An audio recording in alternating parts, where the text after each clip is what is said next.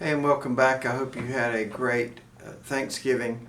I've told you before, but that's my favorite holiday when we get to spend time with our family and friends and football and all of the food that goes along with it. We've really got a lot to be thankful for, especially, not only compared to other countries, but just the part of the area that we live in, the state that we live in.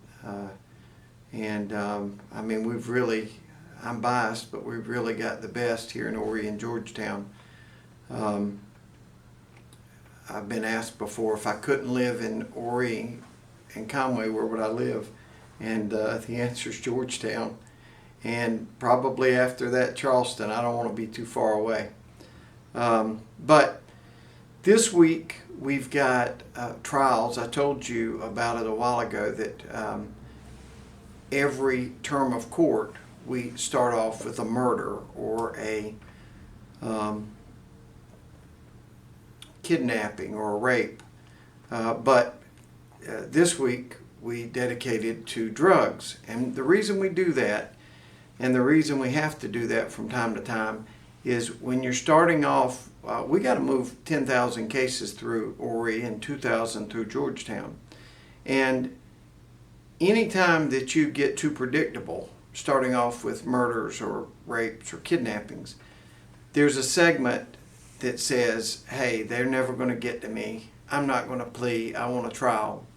So we took about 30 of Horry County's finest and said, okay, well, you've asked for it. You got it. This is your week. We're going to burn this week of court on drug trials. And I think I told you 2 or 3 weeks ago, none of them would catch. Well, I storied.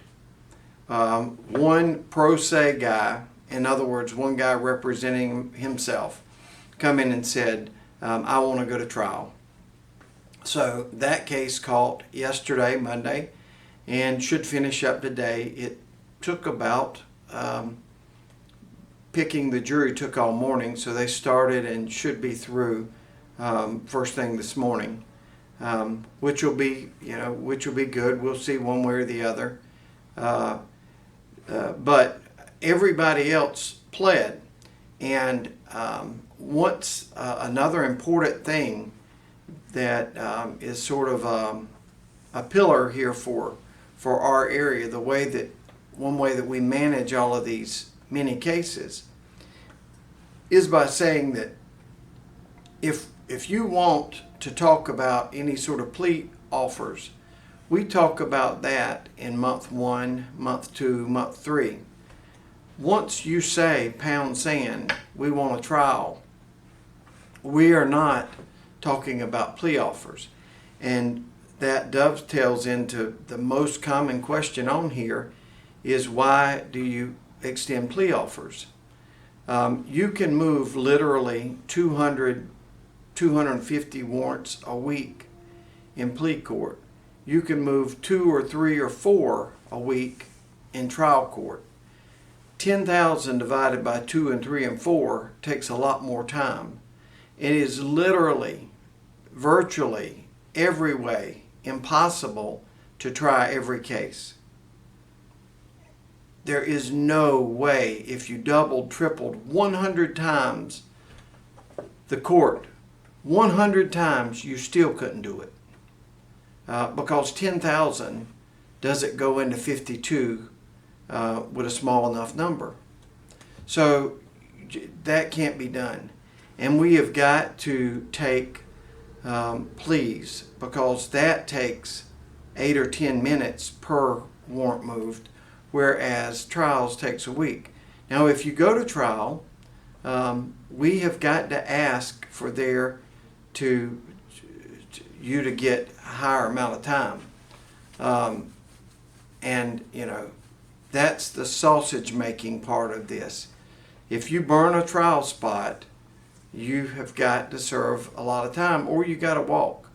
So this young man that made it to the trial roster and burnt Monday and Tuesday, if he's convicted, is probably going to cost him 15, 20 years. the people that jumped up and pled guilty on Monday, and there was a lot of them. All of them got prison time, and all of them didn't have to get a lot of prison time, but they took up a trial roster spot, and that's the sausage making part of this business. If you accept responsibility early in federal court, you get downward departures. They got 400 warrants across the entire state of South Carolina.